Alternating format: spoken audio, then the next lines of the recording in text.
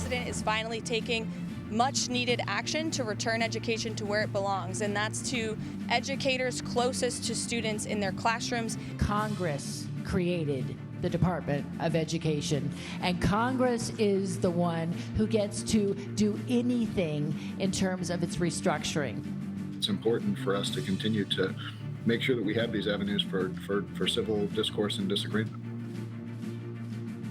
Hello, everyone. I'm Major Garrett in Washington. Happy first day of spring. Do you need a necktie on the first day of spring? I certainly don't. Welcome to America Decides. First up tonight, eliminating the Education Department. President Trump signs an executive order the White House says is aimed at dismantling that federal agency. The move, the White House says, will send power back to the states, but most educators know that's where it resides anyway. What responsibilities will remain at the federal level? That remains open to inspection. Another topic tonight, woefully insufficient. That's a quote, and it's what a federal judge said this afternoon after the Department of Justice missed a filing deadline set by the judge who wanted details about the deportation flights of Venezuelan immigrants to El Salvador over the weekend. We're tracking what comes next in that legal clash. And to do that, we start tonight with Scott MacFarlane, who joins me here at the desk. Catch our audience up, Scott, on what happened today. We have this epic, if not historic, legal standoff, and it's not cooling off. It's escalating as each day goes by this week, Major. It escalated again today. The judge, for a second time here in Washington, asked the Department of Justice to explain when those planes took off last Saturday, when they cleared U.S. airspace, when they landed, why his order to turn the plane around wasn't followed. And again today, the Department of Justice did not provide the answers to those questions. Not only did they fail to provide the answers, they missed the deadline and came in late with the assignment from the teacher.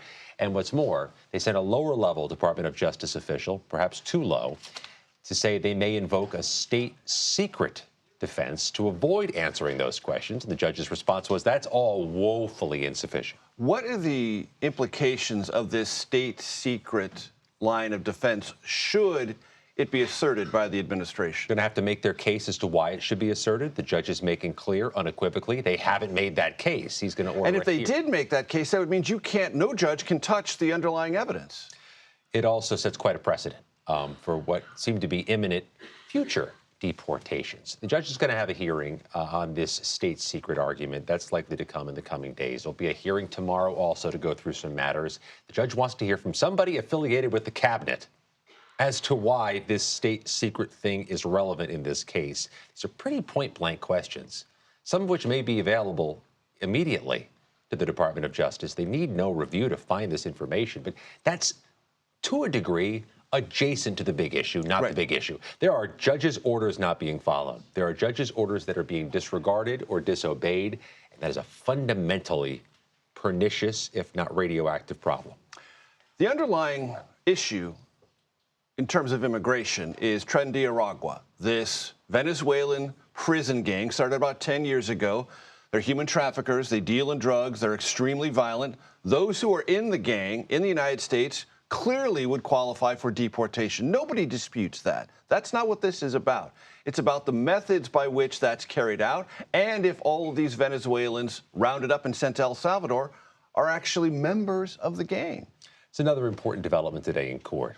There have been a series of sworn statements submitted under the pain of perjury by immigration attorneys arguing that at least some of these cases, and at least some, these are not gang members, that they're being misconstrued or misassociated with gangs, and that, therefore, they shouldn't have been deported without going through a legal process, that they shouldn't have been disappeared to a prison outside the United States. These statements are making an argument that our CBS News reporting has uncovered over the past 48 hours. First of all, CBS News has obtained the full list of the 230 plus. Camila Montoya Galvez and others. He has the alphabetized list of the 230 plus people Meaning deported. we found out things that the administration won't even disclose to court. And the argument's being made by some surrogates of the people on that list that they are not gang members and that they have no criminal backgrounds, which again underscores the argument the plaintiffs are making here is you have to go through the process if you want to deport someone. You can't just do it under the 1798 law.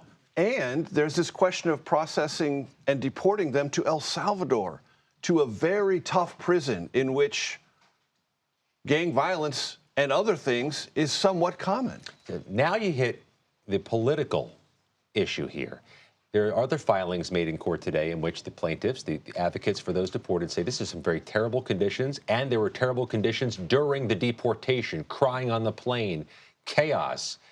Not sure the Trump administration is displeased with that characterization. They'd like to amplify that people who are deemed to be violent gang members deserve some pretty rough or at least sturdy treatment by the court system or by the deportation process. That Department of Justice argument may come up during the hearings that are in the days ahead. Scott MacFarlane, thank you so very, very much. I want to bring in Jennifer Jacobs, who joins us from the White House. Our top story tonight was about the Education Department, the fate thereof, an executive order. Jennifer, catch us up. Well, the executive order is signed now, Major, but we still don't have a copy of it. So all we can go on at this point is the rhetoric of the president, and he told us that the EO will take all lawful steps to begin the process of shutting down the Education Department. He said he wanted to go away once and for all. But White House officials have told us today that the EO does not completely shut down the Education Department. That requires a congressional approval. And the president did make a nod to the fact that he knows that. He said, I hope people will vote for this. He seemed to say, Democrats, this might be coming before you. I hope you all vote for it because it'll make our education system better. But he did say what officials had told us earlier, which is this EO does preserve some of the essential functions of the department, and that is education funding for low-income schools, the Pell Grants and student loans, as well as funding for students with disabilities. So the president confirmed that that is all still in there. All this EO does, as far as we know, since we haven't read it yet, is it starts beginning the process of unwinding the department. Maybe unwinding the bureaucracy, but Jennifer, to the point you just made, the four things you mentioned, student loans, Pell Grants, school districts that are underfunded and are funded through the Education Department under Title I, and special education funding, that comprises, as I understand it, most of the Federal Department of Education's budget. Exactly. So the bottom line here is we have fewer civil servants, fewer bureaucrats, as the president put it, working in the Education Department. The president did say that some of those functions will eventually be farmed out to other agencies. And officials told me today that could include the Treasury Department, say, for the student loans, or Health and Human Services, or the Department of Justice. So the fact is the department will be reduced for now, but not shuttered completely. The president pointed out that half of the staff have been either let go or they've taken those buyouts, that fork in the road buyouts. So we have a smaller agency doing some of the same functions for now. Jennifer Jacobs at the White House, thank you so very much. Progressives out west. Next, we take you to Las Vegas, where Senator Bernie Sanders and Congresswoman Alexandria Ocasio-Cortez are looking to galvanize support as they carry out their, quote, Fighting the Oligarchy tour. That's next. You're watching America Decides. Welcome back. Vermont Senator Bernie Sanders, New York Congresswoman Alexandria Ocasio-Cortez are joining forces and hope to energize Democratic and maybe independent voters who are discontented with the Trump presidency. The two are holding several events out west as part of what they call the, quote, Fighting the Oligarchy tour. They're in Vegas today. I want to bring in Torian Small here at the desk and Nydia Cavazos. Torian has been following town halls held by members of Congress this district work period across the country. And Nydia joins us from Las Vegas. Nydia, you spoke with Senator Sanders. What more did he tell you? Major, we did have a chance to speak with Senator Bernie Sanders, and we pressed him on how does the party possibly regain the trust of these constituents here in Nevada, the working class, the Latino voters who turned out in November of 2024 to support President Trump. And what he said is that the Democratic Party leadership has to tell the truth, and the truth to him means letting people know that these parties continue to be run by billionaires. And so I did have a chance to ask, he's been vocal about Democratic leadership on Capitol Hill. So I asked if there's work to be done, who is the face to this new Democratic Party and this movement? And this is what he had to say. Moving forward, who's the face to the Democratic Party? Those people, working class people, young people, people who get their hands dirty, people who may not have graduated college, people who do not have PhDs in economics, people who are struggling to put food on the table. They've got to be involved. We got to listen to them. They are the future of the Democratic Party. And if we're going to transform this country and stop Trumpism, they are the people who are going to have to take the lead. Now, we've been speaking to the people who have shown up here and seeing exactly what is it that they're looking for. And what they say that they're looking for is that they want more action from Democrats on Congress, on Capitol Hill, and what exactly is going to be their strategy and their messaging. And they want people to counteract what's coming from the White House and also take some action against Elon Musk. What we heard over and over was, we did not elect Elon Musk. These are words from people who are attending this rally. And Nydia, set the scene. How many people are there? What's it like? It's hundreds and hundreds of people. There was a line that stretched for a good distance for a couple of hours before the event started. And it's also important to note that organizers here had to find a second venue because of the amount of RSVPs that they were getting. And so hence now we are at an outdoor venue. So there's actually two venues that they put out for this? It's a larger venue that was needed, given that the first one was too small to fit the amount of people that were requesting to attend this rally. Very good. Nydia, thanks so much for being there. Appreciate it. Torian, here's at the desk with me. Talk to me about what this recess district work period has been like for Republicans going back, having town halls, getting kind of an earful? Yeah, they've been facing similar pushback to what we've seen since Donald Trump's presidency started. The lion's share of the concerns that their constituents have been bringing to them is the impact of this DOGE movement. So the reduction of the federal workforce has certainly made an impact in their hometowns, and they're saying they're not too confident in the president's ability to rein in some of these drastic changes that have been happening. What's been interesting, though, about the response from the Republican Party to this is we've seen the response more from addressing and acknowledging that initial concern from constituents to almost brushing it off, saying that a lot of this is coming from activists infiltrating these town halls. That's embedded Democrats showing up at Republican congressional town halls. And a lot of this without any evidence, but this is coming from the top, from Donald Trump himself and from Speaker Johnson. Another part of this conversation this week, while Congress is outside of Washington, is the level of content or discontent among House Democrats with Senate Democratic leadership. Yeah, I mean, Democrats are facing just as much pushback as Republicans. And what's interesting about this turn of events, Democrats were heralding these constituents coming out to these Republican town halls saying, hey, speak your mind, now is the time to do it. Now they're facing that same brunt from their constituents for their lack of action in stymieing Trump's agenda. We saw Congressman Glenn Ivey, a Maryland congressman, at a recent town hall saying that now might be the time to check at the leadership that we have in the Democratic Party, because he's not convinced that they're speaking for the people. I think we have that sound. Let's let's listen. I respect Chuck Schumer. I think he's had a great, long-standing career. He's done a lot of great things. But I'm afraid that it may be time for the Senate Democrats to pick new leadership as we move forward. And Senator Schumer has certainly responded quite a bit to the concerns from Democrats that he's not doing enough as leader to hold off Donald Trump. He says, listen, I have to make the tough decisions, but I feel I'm best positioned to lead this party going forward. There are a lot of Democrats who say maybe there's time to challenge Schumer to either step down in leadership or be primaried. So we'll see. Not a good look when during a district work period you have a book tour scheduled and you cancel it because you're afraid Democrats might get in your face and not like your book.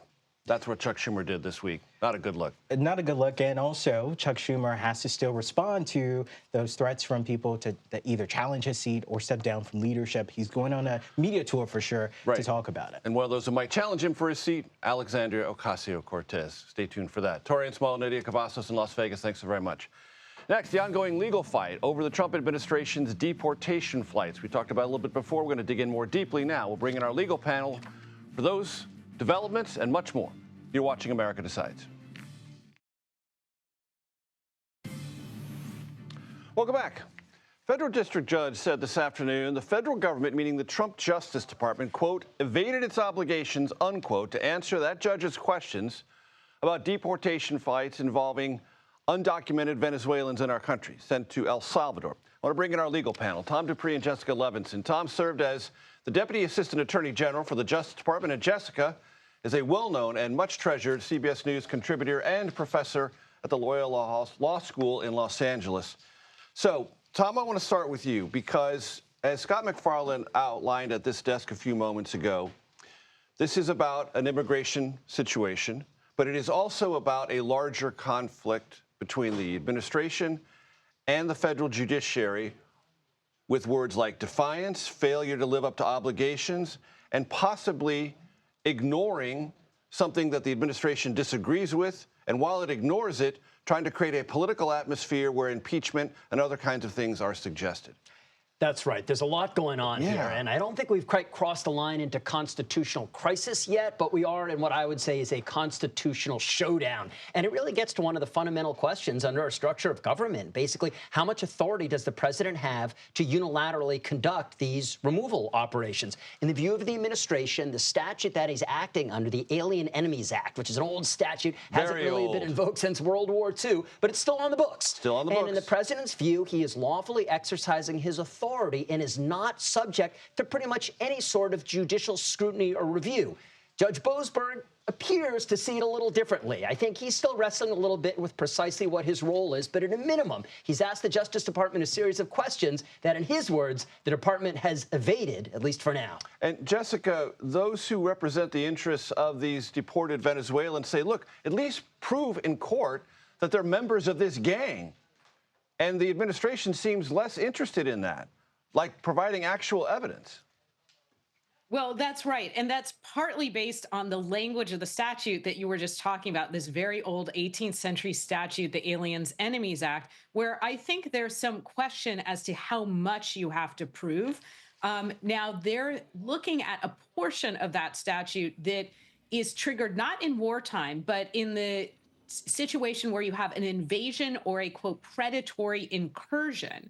And I think there's some question, frankly, about how much proof you really need in order to trigger the statute. But you were talking about something separate also, which I think is really important, is not whether the Trump administration can use the statute, because the judge said, pause, wait 1 second, we'll sort this out. And the argument we're dealing with now is whether or not the Trump administration really did pause.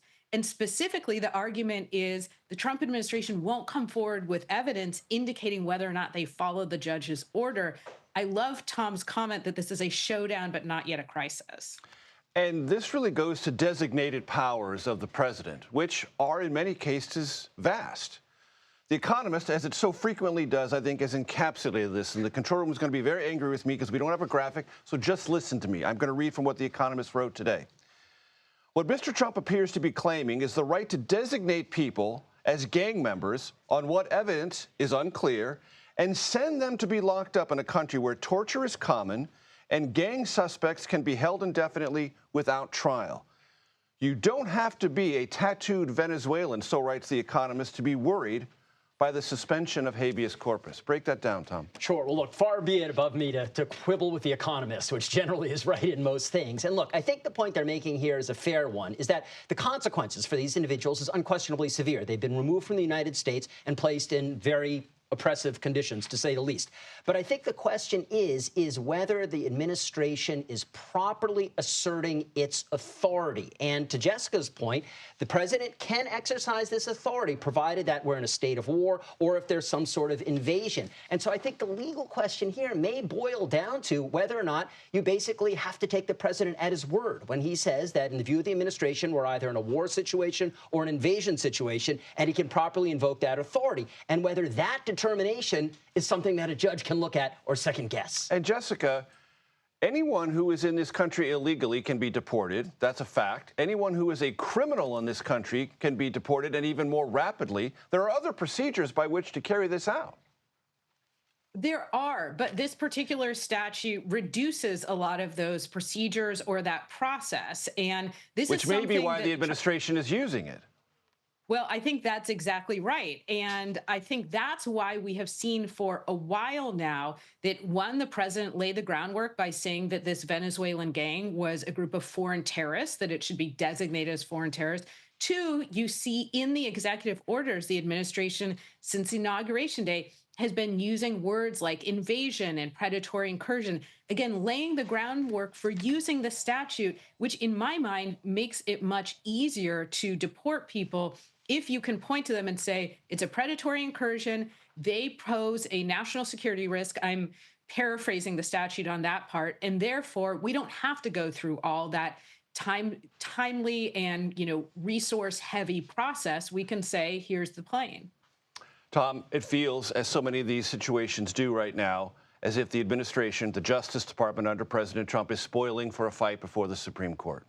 They are. Look, I think that they realize that this question ultimately is going to migrate upwards, certainly to the Court of Appeals and very possibly to the Supreme Court. And look, I agree with Jessica's point that the reason the administration is invoking this statute is precisely because the ordinary process of removing illegal aliens is long and cumbersome. I know that. I've litigated these cases in the Justice Department. It can take years to fully litigate one of these cases for a single individual. And the statute that the president is acting under now is the precise other end of the spectrum. It enables him to round up people en masse and get them out of the country within a matter of hours, maybe days. Much faster, much more streamlined, much different. That's why they're invoking this authority, and this is an early test case. If this gets through and passes judicial muster, I suspect they won't hesitate to use it again. Which is why civil libertarians are nervous, not necessarily about people who are part of this Venezuelan prison gang, but others who might fall under declared powers of the executive branch. Well, look, anytime the president is exercising powerful, muscular authority, as Trump is doing here, there's the question of what role, if any, do judges have to play in supervising that authority? And we're going to find out the answer one way or the other pretty soon. Tom Dupree is also much treasured. You've heard why. So is Jessica Levinson. Thank you both very much. Progressive groups, especially those who tilt a little bit younger, are particularly angry with Senator Chuck Schumer for supporting the Republican bill that averted the government shutdown. What they're calling on the minority leader to change or do or get out of the way. More on that next here on America Decides. Welcome back. Thanks for staying with us. 5 progressive groups, mostly trending younger, are calling on Senate Minority Leader Chuck Schumer to, quote, fight for us or step aside, unquote. In a letter to the senator, the organizations, well, they make clear they want more aggressive leadership. And Senate Democrats and the group wrote, quote, if you want our support, it's time to get bolder, get louder, or make way for leadership who will. Oriana Gonzalez and Margaret Talib join me now. Oriana is a reporter at Notice. Remember Notice, News of the U.S.? Margaret is the director of Syracuse University's Institute for Democracy, Journalism, and Citizenship. Great to have you both with me. Oriana, I want to start with you because you have a bit of reporting very recently about the Trump administration taking its sweet time to make a decision about pending legal matters and the future of the abortion pill, otherwise known as mifepristone. It's very relevant because they have not, the Trump's Justice Department has not hesitated to become involved in major legal battles. As we've seen, yes. Exactly, but abortion pills, it's kind of a very interesting subject because it's one that Trump wanted to avoid during the campaign trail. And we're seeing that again repeat itself now. There are a total of around 5 federal cases that revolve around abortion pills, and the majority of those, the Trump administration asked for a 2-month extension to, quote, familiarize itself with the case. And so that's ideally 2 months for the entire administration to decide what to do on a topic that they haven't been very clear on. You mentioned how the Trump campaign, specifically former President Trump, during the campaign, tried to walk gingerly around this topic. Let's see him talk to Kristen Welker of NBC on this very topic back during the campaign. Will you restrict the availability of abortion pills when you're in office? I'll probably stay with exactly what I've been saying for the last 2 years, and the answer is no. Slight amendment. That's in December after he won. He was president-elect at the time, but that's indicative of what you were talking about. Oh, absolutely. You know, he really wanted to say, I'm not blocking it, I'm not doing this, I'm not going to ban it. But what we saw with the confirmation hearings with this, and as well with this 2-month extension, was this idea of he wants his picks to evaluate the safety of abortion pills. Granted, abortion pills have been found to be safe and effective by the FDA.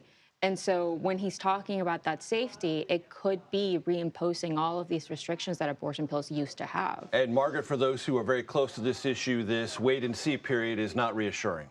Well, no, of course not. I mean, most abortion procedures in the United States are medical abortions. You take a pill. It's not a About surgical. 50% of them, at least. Yeah.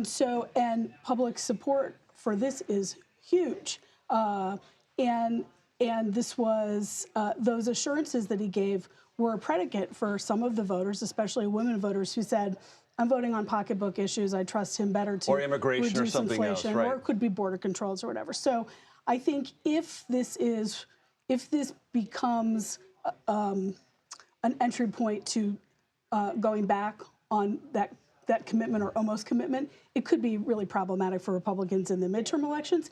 There's also a middle option where they don't block access to abortion pills, but they leave the door open to do it in the future. So I think... Or they require you to go to a doctor in person to get it, as opposed to other more convenient ways recently introduced. I want to talk about something that's been running around town this week, a kind of a online focus group done with Michigan voters, swing voters, voted for Trump, that are having some reassessment. And the thing I want to show the audience right now is kind of a mashup of their assessment of Elon Musk. Let's listen. He wasn't elected to do anything. Like, I don't understand his position. It's a made-up position that they made. He just laid too many people off too quickly here. I just think it's unfortunate that he's been given this much power. I agree that there is a lot of waste that needs to be taken care of within the government, but I just don't see how Elon Musk is in a level of knowledge to be able to do anything about it. So you have Elon Musk, and also you have this ongoing conversation about the future of Chuck Schumer. Yeah. Democrats are very focused on him, and even some Republicans are maybe having some reassessment of Elon Musk. Yeah, that's right. What you were just showing there, these are swing voters from Michigan. Axios works with, and I'm in my role with Axios, I'm part of these focus groups every month with blocks of swing voter groups. These were Michigan voters who voted for Joe Biden in 2020 and then went to Donald Trump just 3 months ago. And what we saw in these panels was that out of the 13 people that we talked to, 10 of them now disapprove of Trump's performance. A lot of it has to do with the economy. They're worried about tariffs. Of course, they're in a state that borders Canada. Many of them work in or around the auto industry. But part of it also is the ferocity and the sort of chainsaw approach to the federal cuts led by Elon. Many of them saying this isn't what they thought they were voting for. And our moderator pushed back and said, well, why wouldn't you think that's what you were voting for? Donald Trump promised to do this before he got reelected. He said it over and over in some cases. We didn't think he was going to move this far, this fast. This isn't what we thought he was going to do. Some real discomfort, both on these economic points and on the not just the empowerment of Musk, but the federal cuts in general and how they might relate to the economy in their future. And how's Chuck Schumer doing in terms of favorability? Poorly. Okay, so I mean, you tease this in your segment. So there is a massive uprising inside the Democratic Party. It's not only by young progressives who want to be more aggressive and bring the fight. It's also with what I would say are much more centrist leaders who are just reading the writing on the wall. And because I think what's going on, Major, is that there are a few things. One is, what are the policies of the Democratic Party and how are they going to block and tackle Donald Trump? But another is age and the messenger. And I think in many ways, Democrats are looking at Joe Biden and wishing that someone in their party had done something to engineer a different nominee earlier. And talk about buyer's remorse. And trying to get ahead now in time for the midterms. Ariana, you're nodding your head. Your thoughts? I'm thinking, based on your reporting? Well, I'm thinking also what I've seen in Congress, right? During this recess, we saw Delia Ramirez in the House the Representative Delia Ramirez become the second House Democrat to come in and say that she thinks that Schumer should step down. Now, we know that the Senate, in particular Schumer, doesn't exactly, respond to House Democratic critiques. No. But something that noticed... Can't ignore them, though. Absolutely, but the Notice reported this morning, actually, that Michael Bennet, the senator from Colorado, kind of alluded to it. He said that Democrats will be having conversations around leadership and that leaders should know when to step down. And that's something that we cannot ignore. From a 60-year-old in Colorado. So. Exactly. Lots of family conversations are going to be going on in the Senate Democrats. Oriana Gonzalez, Margaret Talev, thank you so very much. Thanks, Major. Next Wednesday will mark 1 year since the Key Bridge collapsed in Baltimore. Ahead of that, somewhat very bleak anniversary, the National Transportation Safety Board has released new information about its investigation into that deadly cargo ship crash. Officials also, in addition to that, issued what they described as an urgent advisory about 68 bridges in 19 states that could collapse if they were struck by an object like a ship. Our Chris Van Cleve has more on that. The National Transportation Safety Board has issued an urgent safety recommendation calling on the owners of 68 bridges in 19 states to immediately do a risk assessment, basically for what would happen if the bridge was struck by a large vessel like a cargo ship. This is in the wake of the collision that brought down the Francis Scott Key Bridge in Baltimore that killed 6 people last year. And these are bridges that you have heard of: the Golden Gate Bridge in San Francisco, the Coronado Bridge in San Diego, the Brooklyn Bridge in New York, the Chesapeake Bay Bridge in Maryland, among the 68 on this list. This assessment is not a new recommendation. It has been recommended to bridge operators since 1991. And as the NTSB has been going through their investigation, they have found that many bridges just never did the assessment. And that means they don't know what level of risk their bridge may have in the event of a worst-case scenario collision. What they found in the case of the Francis Scott Key Bridge was that bridge was almost 30 times over the acceptable threat threshold, danger threshold, according to this assessment. Had the Transportation Authority in Maryland done that assessment and known that, it's possible they could have taken action to protect the bridge from a collision like this, perhaps preventing the ultimate outcome. That's really the point of this NTSB recommendation, is these are bridges that millions of people travel across, and to have an unknown like that, they feel is a safety issue. If they know what the risk is, they can assess what actions need to be taken to protect those bridges and perhaps prevent a similar tragedy in the future. Back to you. Chris Van Cleve, thanks so very much. Big changes are coming to Social Security, and they could make it more difficult for benefit recipients to get their benefits. We'll speak with California Democratic Congressman Mike Levin about these new requirements and many other topics. That's next, right here on America Decides. The show is America Decides. Welcome back. A federal judge has temporarily blocked the Department of Government Efficiency from accessing sensitive Social Security records. The judge who made this order wrote, quote, "The DOJ team is essentially engaged in a fishing expedition at the Social Security Administration in search," it said, "of a fraud epidemic based on little more than suspicion." This filing comes ahead of what are planned to be significant changes for Social Security recipients and how they interact with the administration, that is, the Social Security Administration. At the end of this month, recipients will no longer be able to verify their identity over the phone and may need to visit a field office in person. California Democratic Congressman Mike Levin joins me now. Congressman, it's good to have you with us. What changes would this make in your district in terms of either the availability of a field office or the requirements that Social Security recipients are now going to have to make to get themselves identified or in the system? Well, Major, this makes no sense on multiple levels. On the one hand, you're telling seniors that they can no longer use phone verification. So that would mean that a lot of people who aren't as tech savvy would have to go into the field offices in order to get verified. But then you're closing a lot of those field offices, and we don't know exactly how many field offices will be closing, but we do know, for example, here in Carlsbad, where I am in my district, there's an office set to close in June. It's a administrative office. There are 8 field offices in our region here in San Diego, and we don't know how many will close. But if you have between 7,000 and 30,000 of these Social Security Administration employees set to be fired, then 50 to 60% of those employees work in those 1,200 field offices. So it really doesn't make any sense any way you cut it. And at the end of the day, voters do not want Elon Musk destroying Social Security. I call DOJ destruction of government by Elon. So it has been reported, Congressman, that if you're a Republican and you call DOJ about things that might happen in your district or state, you'll get a response. If you're a Democrat, you don't. Has that been your experience? Well, you'd have to ask my Republican friends. I just saw Mike Lawler from New York posted one of the offices in his district was set to shut down. We'll see if he gets a response. I can tell you that it's been really tough for folks like me when we contact the administration, even the legislative affairs liaison, we don't get straight answers. And that's not just Social Security Administration, it's across the board.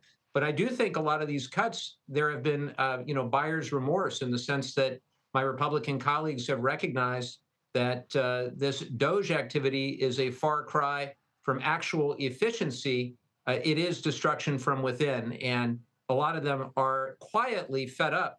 But they can only say so much, Major, because remember that Elon Musk is the single largest donor to Republicans. And he's basically said to President Trump, if anybody gets sideways with the Trump administration, Elon will fund a primary. So I think they're treading carefully because of that. Congressman, it was said by the Senate Minority Leader, Democrat Chuck Schumer out of New York, that he had to, along with other Senate Democrats, go along with the continuing resolution, avoid a government shutdown, because if that had not happened, Elon Musk would have been vastly more empowered to do the kind of things you are now drawing attention to with alarm. Do you buy that argument? I don't, Major, and I understand where Leader Schumer was coming from. In my view, major parts of the government are already shutting down, even without the formal shutdown process having commenced. I'm also concerned that as a result of the continuing resolution, that we have actively, and I say we, those who voted for it, I did not, retroactively validated a lot of what DOGE has been doing and will continue to be doing over the next 6 months. But look, I think that Leader Schumer and Leader Jeffries had a good conversation over the weekend, and based on public reports, it was made clear to Leader Schumer we have a couple more opportunities as congressional Democrats with real leverage. One is the debt ceiling, and another is the reconciliation bill. And we ought to use that leverage. As Speaker Pelosi said, you shouldn't give up something for nothing. And I hope that that message was heard loud and clear. It's across the Capitol, and you don't have a vote, but do you think Leader Schumer should stay the Senate Democratic leader?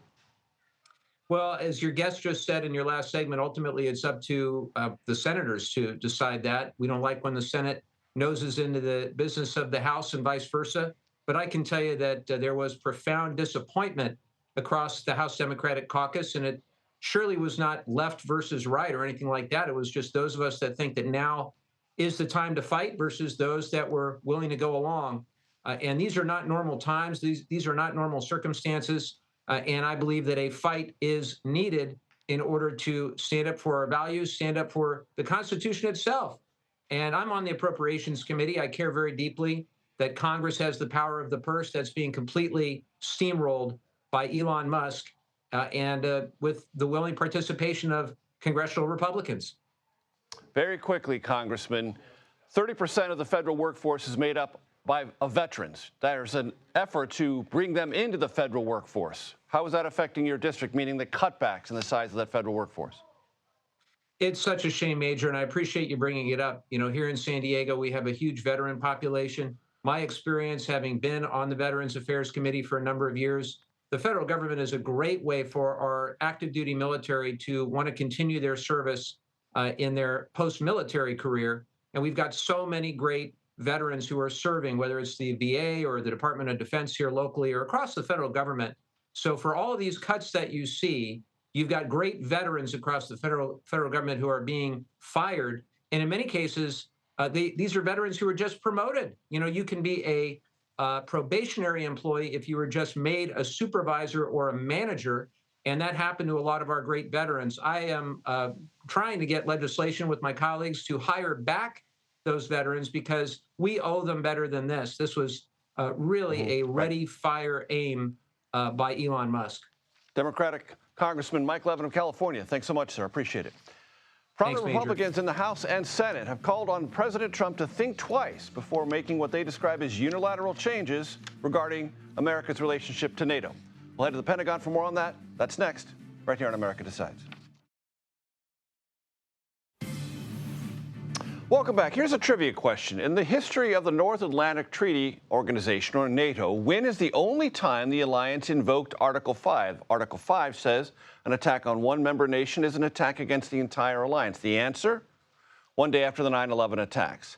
Despite decades of cooperation fueled by NATO, a report from NBC News finds that President Trump is considering something that's never been considered before, ending the United States' history of having a 4-star general oversee NATO military operations. This prompted the Republican chairs of the House and Senate Armed Services Committees to put out a statement calling on the Trump administration not to make any strategic decisions like this unilaterally. I want to bring in senior national security correspondent Charlie Daggett, who joins us from the Pentagon. Charlie, the new leadership at the Pentagon has made it pretty clear they're reviewing everything top to bottom. Does it fit within that structure? Yeah, Major, that's exactly what we've been told. Now, they won't officially confirm it. We've spoken to everybody, but the fact is these discussions are underway, and really it focuses to the COCOMs, the combatant command, and it's a restructuring. So they want to find different ways, first of all, to cut back the budget or to refocus the budget in this huge building, in this huge organization, but then also refocus exactly where that money is being spent and where troops are being sent as well. So there are about 85,000 U.S. forces throughout Europe, in EUCOM, as we would call it, European Command.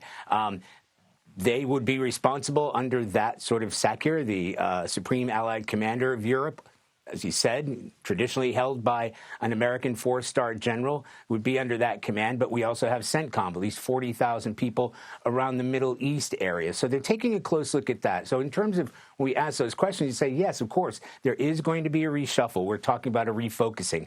NATO in particular, as you just mentioned, has been in the firing line of President Trump, where, you know, even Trump won in his last administration. It's been called the Trump effect, where he has essentially pressured NATO members to pony up their amount of defense spending to between 2% and 3%. And some of those countries have fallen in line. In fact, many of those countries have fallen in line. Where this becomes critical mass is Ukraine.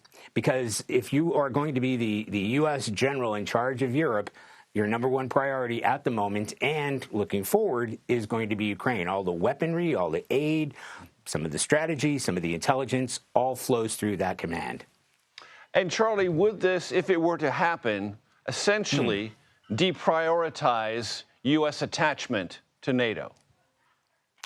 Well, Major, it's interesting because on one level, it could be seen as a symbolic position, but it's also a very serious position, right? The United States is the driver, the main driving force behind NATO. European partners are fully aware of having this sort of patriarch, as it were, to have the United States there. It's not only the amount of weapons and the amount of forces, but the sophistication of those weapons. So it really depends on the devil in the details, because if the current Supreme Allied Commander, Army General Chris Cavoli, he is supposed to end his tenure this summer. It's a 3-year term. That will really be the turning point. We're going to take a look at what's going to happen there. That will give us an indication as to whether these, again, preliminary, I can't stress that enough, these preliminary plans that they are discussing will be put into force, and what kind of impact that's going to have on the alliance across the board. And the first Supreme Allied Commander, if I know my history correctly, Dwight David Eisenhower, Europeans have been comfortable with this. Are they eager to step into this role, Charlie?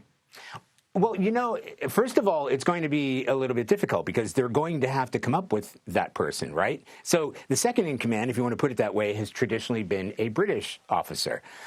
But we have Britain, we have France, we have Germany, we have Poland, we have several countries, especially now, with a lot on the line, and they have already been meeting sort of unilaterally, as it were, away from the United States, talking about how they are going to be more involved in the NATO alliance, in a European alliance, if they are going to put together some sort of force that would police any kind of ceasefire, if there is a ceasefire arranged in Ukraine. So those discussions are already taking place, but it will be interesting to see exactly how they leverage that and how comfortable they're going to be not having, in theory, a U.S. general in charge of that alliance. Valuable reporting and perspective, as always. Charlie Daggett, thanks so much. That does it for today. We'll be back with another edition of America Decides tomorrow at 5 p.m. Eastern. The Daily Report starts right now.